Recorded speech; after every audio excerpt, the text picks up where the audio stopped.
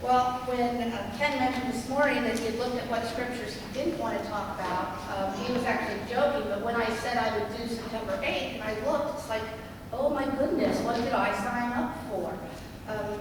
We have a message from Jesus that certainly wouldn't win any Madison Avenue advertising campaign awards. It's rather something difficult to swallow, but let's see if we can unpack it a little bit. So last week, Pastor Ken was talking about a discussion Jesus was having at a friend's house over dinner. And he advised his followers, don't take the seat of honor at the table. Take the lowest seat. That way, if someone more important comes in, you don't have to move. And you might be surprised to be asked to move up to the higher seat of honor. And that's a great discussion about servant leadership. But the more important part, I thought, of that passage was the instruction that when we have put out our dinner parties, we ought not to be just focusing on inviting our closest friends. We ought to be inviting the poor, the sick, the imprisoned, all of those people who are often overlooked, the oppressed. Invite them to the table, because there is room at God's table for all of them. They're all children of God. But we find Jesus in a bit of a different mode this week. He's traveling along with throngs of people, not just in an intimate setting over dinner. And people have latched on to this message that Jesus has been delivering, talking about the value of the oppressed and trying to turn the world upside down so that the least become the most may become the least. And it has attracted the attention of many people. But he issues a warning. He says, don't jump in and say you want to be one of my disciples without closely thinking about it. The scripture that Caitlin shared with us, he says, architects don't go out and just jump into building a building without taking measure of what they need, the plans. And Caitlin's a master's student in architecture, and she can certainly talk to us about the importance of planning ahead when we're taking on construction projects. He mentions that leaders, before they go into war, should make careful plans about what the military needs might be. Perhaps sometimes I think the military needs are far more than what are worth it, but that's a political issue that we can talk about on a different day. I've also watched poker on television. I am not a gambler. In my work at the Attorney General's office in the charitable law section, I have gone undercover to play bingo before. Yes, it sounds very exciting, and it is. There are many people who gamble a whole lot of money on bingo, the traditional game we learn in kindergarten, as well as the instant tickets. And the year I started in the AG's office 10 years ago, more than $1.4 billion was spent on bingo that year by Ohioans. $1.4 billion. And so I get sent out sometimes, I haven't for years because it's very boring, to do undercover bingo, and I'm betting with the state's money, and I still can only do it like $2 at a time. I am not a gambler, but I have watched some on television. And so I've seen the Texas Hold'em kind of game, and at one point there's this climatic moment where people say, I'm going all in. They put all of their chips in the middle of the table, and they can win it or lose it in that very hand. And Jesus is telling people, don't say you want to be one of my disciples unless you're truly willing to go all in. Because it's a big ask. So Jesus gives us this three-pronged sales pitch, which is a difficult one to follow and to say, oh, sign me up right away. In the skit that Jacob and Sandy did, he asks his disciples, are you willing to give it all up in the name of being one of my disciples? He says, hate your family. That's a tough one to follow. Certainly there are people who have to leave their families. There are people who have been abandoned by their families. But many of us try to nurture loving, caring relationships with our family, those both by blood and otherwise. And God's love is there in that moment. But I think that Jesus might have been referring to was in that time and even today, there's a lot of status that can be attached to various family names. It's particularly true in Europe, with noble names still carrying weight within communities. You can think of the Kennedy name here in the U.S., which may be the closest we come to kind of a royal family in America. So there is status often attached to family names. And I think that's what Jesus is calling us to look at. You know, are you willing to give up the privilege that may come with your family name? That's part one of the winning three-part marketing prong there. Second one is giving up your stuff. Here in the U.S., we love our stuff. I love my stuff. My husband is thinking we should move into a condo. And I've gone to many lovely condos, and then they have a storage room that you can buy, an extra one. And I've gone there, and for $25,000, I can buy a small closet that is smaller than my kitchen pantry. So this would not even hold my Christmas decorations. And they say, well, you need to change, you need to downsize and get rid of your stuff. I love my stuff. I have good stuff. I have stuff that when I watch Maria Kondo in her downsizing television program, you're supposed to hold all your possessions and decide if they spark joy. If they don't spark joy, then you put it in the discard pile. I can assure you that much to John's dismay, all my stuff still sparks joy. I say that my husband doesn't have a sentimental bone in his body, which is why he is willing to get rid of absolutely everything. I still have high school graduation gifts from my great aunts that I just cannot part with. So Jesus is saying, give me your stuff, give me your shed, give me your scooter. We don't want to attach status, significance, and privilege to our stuff. Now, clearly in America, and I just listened to an NPR report this week, our U.S. economy is totally based, its growth and its success, on consumerism. It's based on us continuing to think that we need to buy stuff. And if we all decide we've had enough stuff, the GDP will not continue to inflate, which will mean jobs and other things are at risk. And stuff is important to us. And money is the biggest way in our society that status is doled out. I saw a bumper sticker once that said, whoever dies with the most toys wins in the end. So we don't take our stuff with us at the end. But besides money, we often have titles that afford people status. We're right across the street from the Ohio State University, and certainly academic settings are a place where titles are important. There are people with job titles that automatically gain them privilege.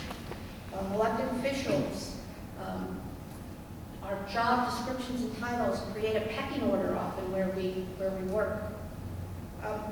I'm guessing that you all run into situations and things that develop into status for some and lack of status for others.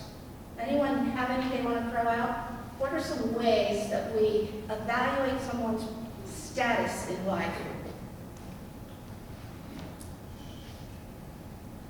Anyone? Cars they drive. The cars they drive, sometimes where they park, whether you have an assigned parking place, that certainly indicates who's important, who's not. Achievements. Achievements. Someone who's in the academic world. Well, I'm looking at fabulous musicians over here, and if you're a soprano, whoever can reach a high E the most easily, right? Is that we know what we're talking about. I asked my Facebook friends, and you can get all wisdom from social media these days. They came up with a wonderful list. I explained to them I was at a standstill in developing my sermon for today. What are things that they see in life that denote some sort of status? Job titles were a big one, was commonly mentioned. Could be military rank, could be educational level achieved. They They talked also about the color of their skin. White privilege is a real thing. If you don't think so, we can have a special session in the narthex someday about what white privilege means, particularly to those who don't have it, and what that creates in terms of the feeling of not being exactly welcome and looked at strangely when you walk into special places. Where you live, the zip code that you live in, neighborhoods. Neighborhoods often spell out, without even looking, what we can guess about the achievement of children in various schools. Rich children tend to have better school systems as demonstrated by scores on achievement tests. It's a rather automatic. It could be how much stuff you have, what you wear. I'm told that in hospitals, the color of your scrubs sends a message and means something in terms of the pecking order. Well, I think what Jesus was saying was, you know what, if you've been running your life based on these kinds of privileges and advantages, these little signs of status, you need to give that up if you're going to be one of my disciples. Special privileges are the way that the oppressed became and stayed oppressed. Jesus' message was, let's operate in a way different than that. In fact, Jesus hung out with people that lived on the fringes. He hung out with fishermen, tax collectors. They weren't the wealthy, the rich, the well-to-do. They weren't members of junior league or country club.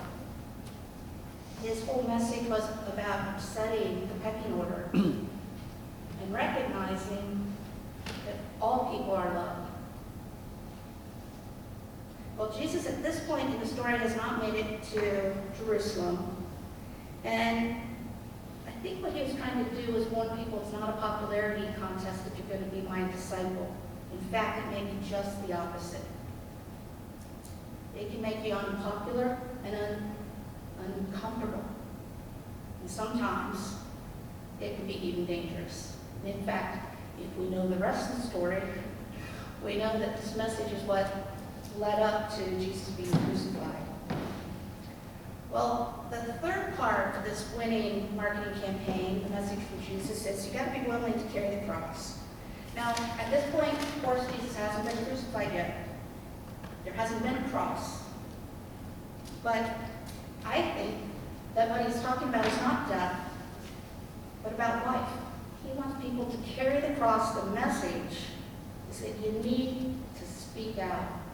You need to talk and call people out when you see unfairnesses in life, when you see people being bullied. When the most popular guy in the fraternity house is telling a racist joke. If you're one of my disciples, you need to stop it. You need to say, not cool. It might not make you friends, but it is what part of being a disciple of Jesus is about. So I don't think that this passage is really about self-denial. It's more about a constant cry for justice. It's about love and multiplying love. And that requires practice. It's not something we all do naturally and easily. Coach Ryan Day of the Ohio State Buckeyes, he expects his players to make a great commitment when they join the team. They have to practice. And they make mistakes. All top-class athletes have given up a lot to get to where they are. And if we want to be top-class disciples, we too have to practice. And it's not something we're going to get right all the time. And in fact, even Jesus' disciples didn't get it right all the time. And the glory is that there's forgiveness and an ongoing creation to do better. There was a troubling piece this week in the New York Times. It was a piece written by Timothy Egan, he's a very thoughtful writer. The headline of his opinion piece was, Why People Hate Religion. And it was entitled, The Charlatans and Phonies Preen and Punish, While Those of Real Faith Do Christ's Work Among Refugees. He suggested that the decline of the American church is rooted in the hypocrisy that many people view. He talked about people who claim to be ardent believers, who are critical of others, and then live lives that seem to feature judgmentalism and even cruelty to those who are less fortunate. It is akin to having a bumper sticker on your car that proclaims all kinds of religious Jesus messages, and then making obscene gestures to drivers around you who slow you down. People are watching. Pay attention to this, and it diminishes the realness of the loving message. In fact, the actions of some of our fellow Christians can be downright embarrassing at times. God save us from the Christians, sometimes I want to say. Just last Sunday, while we were here having a lovely worship service, there were protesters from the Westboro Baptist Church at one of our friendly sister congregations downtown in St. John's, pastored by Reverend Jenny Bowman, who she is an American Baptist pastor actually, and has been here with us in worship many times in the past. I know her well. Westboro Baptist came to protest there last Sunday because they welcome and affirm members of the gay and lesbian community, just like we do. They also, according to the Westboro Baptist Church people, are ungodly because they have a woman as a pastor. Gasp. So that church and its friends responded with a loving protest of their own on the sidewalks about all are loved. And they sang songs. There was no violence. It was a demonstration of love.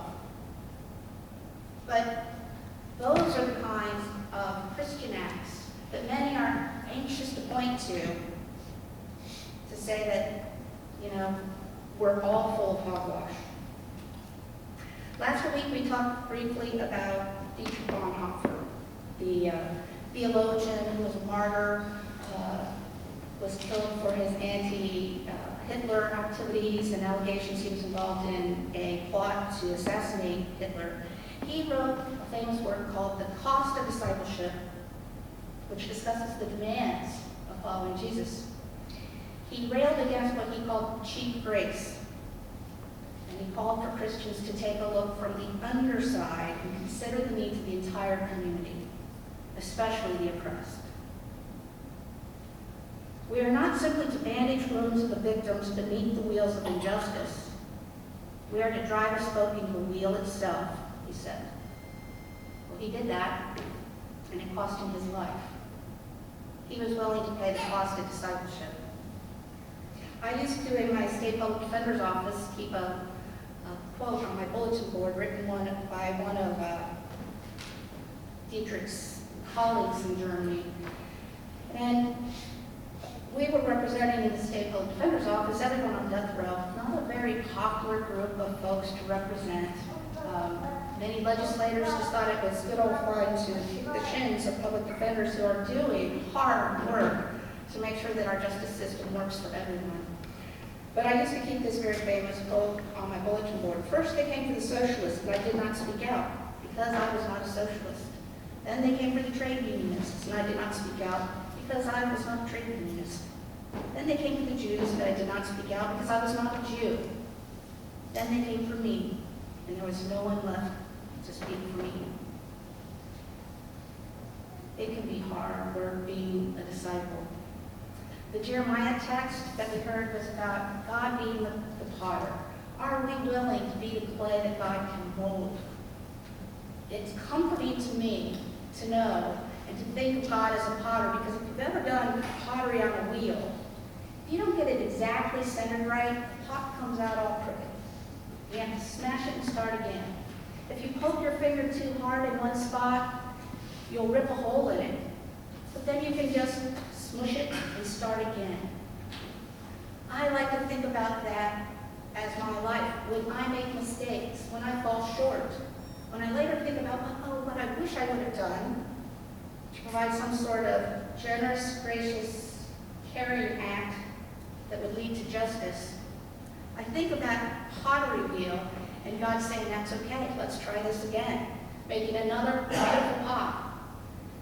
So mistakes will happen, but we do have God's loving hands to guide us in those efforts. if you remember after the arrest of Jesus, Peter, one of the disciples, denied he was a follower of Jesus 3 times. There's a disciple who said, no, don't know the guy, not me, I'm not with him. So we all fall short, and there's comfort in knowing that even the disciples can fall short from time to time. And then we've got Pastor Bob spoke about Judas, which I'm anxious to read. Certainly an interesting character among those disciples. So focusing on the needs of others and building God's kingdom here on earth now can be hard work, but it's rewarding work. It's work centered on multiplying love. And God gives us more than enough love. We just need the courage to use it. Step forward and fight against injustice. To offer care and love to those who may need it most. We are collecting this morning, as we do on the second Sunday of every month, for neighborhood services, the food pantry that serves the people in this entire region of the city. That's a way to demonstrate discipleship. Now, none of this affects whether God loves us or not. God loves us either way we do it. That's already been taken care of. But when you love God, He wants to do better and better. And so I encourage you to think about not just the cost of discipleship, but the joy that it can bring to others, and the joy that it will find multiplying in your heart so that you want to do it more and more. It's about living our lives so that others who may not feel the spark of God's love see it in us. And that's worth something to work for. Amen.